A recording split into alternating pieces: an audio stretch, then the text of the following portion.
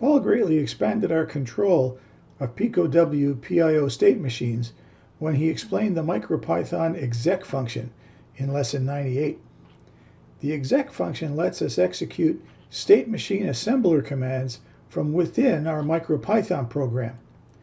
An added bonus is that the commands executed this way have no impact on the timing of the assembler code already running.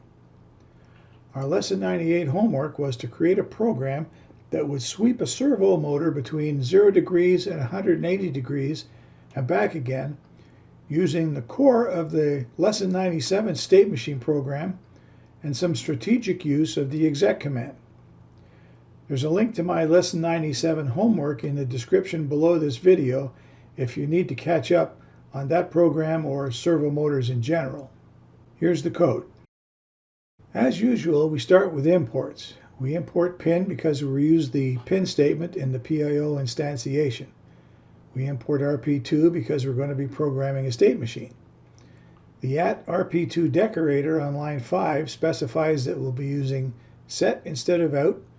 We'll start with our output pin being low, and we're setting the shift direction parameter to right.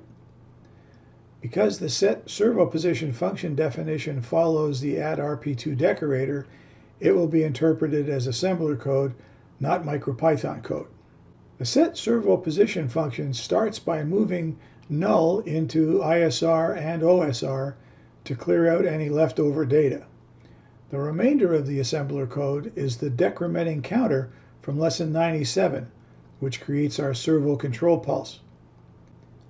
Line 21 instantiates state machine 0 by specifying the state machine number, the name of the function containing the assembler code, the operating frequency, and the least significant GPIO output pin. The Python program uses a straight line conversion to calculate the pulse width of the control pulse for each required servo angle. This section of the program determines the slope and y-intercept for that conversion equation. Line 28 declares the required period for our servo control signal in microseconds. Line 29 activates the state machine. The in command was used in lesson 97 to load period and pulse width data into the ISR and OSR. The exec command simplifies this process. Line 30 puts the period spec into the TX FIFO. Line 31 executes the pull command as if it was running in the state machine. This command pulls the period spec from the TX FIFO into the OSR. The exec command on line 32 moves the period spec from the OSR to the ISR for safekeeping. The remainder of the program is a try except clause containing a while true loop and a control C exception. The while true loop contains two for loops, one that counts up from 0 to 180 degrees, and a second that counts down from 180 degrees to 0 degrees. Each for loop calculates servo control pulse width from the given angle using the straight line conversion.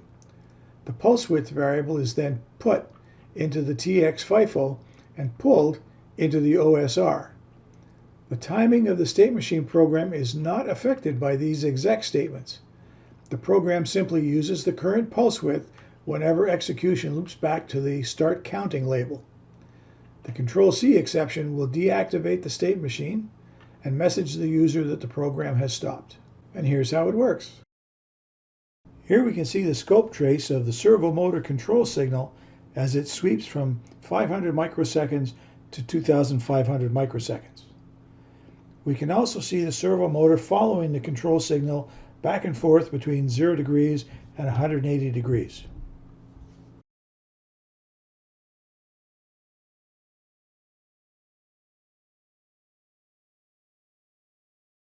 Well, that's it for this assignment. Any and all comments are welcome. Don't forget to like or dislike the video before you go. And feel free to subscribe. Don't forget the notification bell. We'll talk to you next time.